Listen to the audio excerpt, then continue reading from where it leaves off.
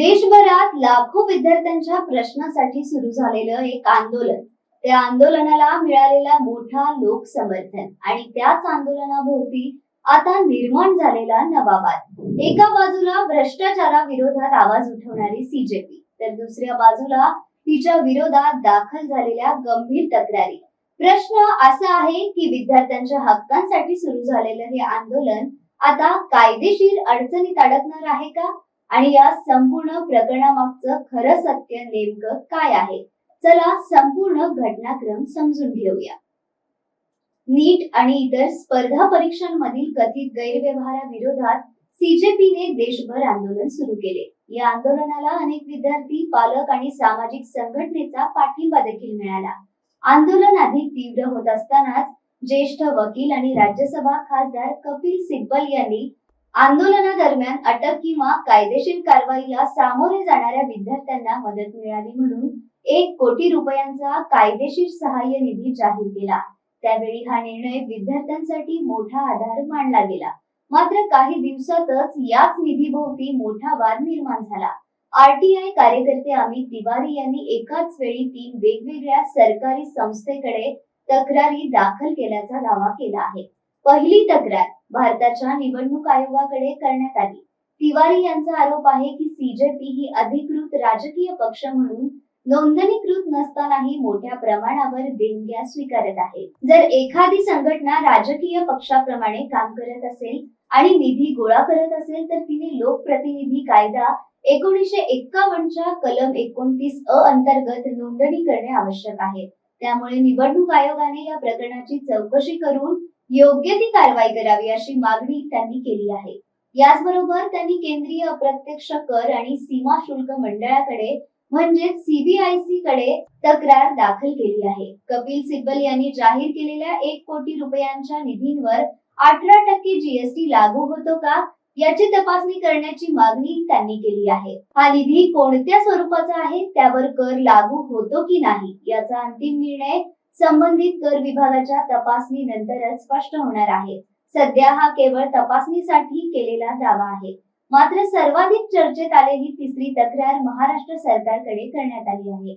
या तक्रारीत सीजेपीचे संस्थापक अभिजित दिपके यांचे वडील भगवानराव दिपके हे एमआयडीसी मध्ये कनिष्ठ अभियंता म्हणून कार्यरत होते असा उल्लेख करण्यात आला आहे। त्यांच्या पगाराच्या तुलनेत त्यांच्या मुलाचे अमेरिकेतील शिक्षण कसे झाले याची चौकशी व्हावी अशी मागणी करण्यात आली आहे।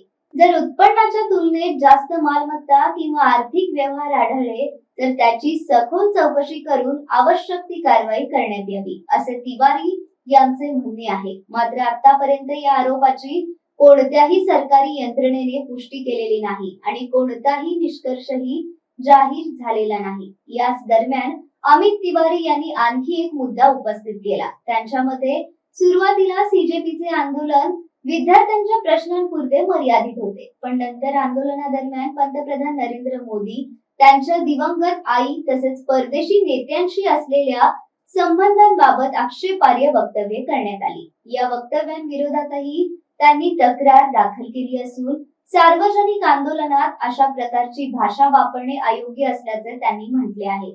दुसरीकडे सीजेपीने हे सर्व आरोप फेटाळून लावले आहेत। पक्षाच्या प्रवक्त्या वैष्णवी गौर यांनी या तक्रारी राजकीय हेतूने प्रेरित असल्याचा आरोप केला आहे। त्यांनी उलट पीएम केअर्स निधीचीही चौकशी करण्याची मागणी केली असून सीजेपीचे आंदोलन बदनाम करण्याचा प्रयत्न सुरू असल्याचा दावा केला आहे। त्यामुळे हा वाद आता केवळ एका तक्रारीपुरता मर्यादित राहिलेला नाही, तर तो कायदेशीर, राजकीय आणि वैचारिक संघर्षात परिवर्तित झाला आहे। आता सर्वात मोठा प्रश्न असा आहे की या तक्रारीनंतर पुढे नेमकं काय होणार? निवडणूक आयोग या प्रकरणात चौकशी सुरू करणार का? सीबीआय निधीच्या करासंदर्भात काय निर्णय देणार? महाराष्ट्र सरकार कथित आर्थिक व्यवहारांची चौकशी करणार का? की हे सर्व आरोप केवळ राजकीय संघर्षाचा भाग ठरणार? या सर्व प्रश्नांची उत्तरं येणाऱ्या काही दिवसात समोर येतील। मात्र एक गोष्ट स्पष्ट आहे, सध्या समोर असलेले सर्व मुद्दे हे तक्रारी आणि आरोपांच्या स्वरूपात आहेत। कोणत्याही सक्षम सरकारी किंवा न्यायालयीन संस्थेने अद्याप हे आरोप सिद्ध केलेले नाही। त्यामुळे अंतिम सत्य समोर येण्यासाठी अधिकृत चौकशी आणि तिचा निष्कर्ष महत्त्वाचा ठरणार आहे। या संपूर्ण प्रकरणावर तुमचं मत काय आहे? या तक्रारीची निष्पक्ष चौकशी व्हायला हवी असं तुम्हाला वाटतं का? की हा केवळ राजकीय संघर्षाचा आणखी एक अध्याय आहे? तुमचं मत आम्हाला कमेंट मध्ये नक्की सांगा. अशाच महत्त्वाच्या आणि सखोल बातम्यांसाठी व्हिडिओला लाईक करा, आपल्या मित्रांसोबत शेअर करा आणि आमच्या चॅनलला सबस्क्राईब करायला विसरू नका.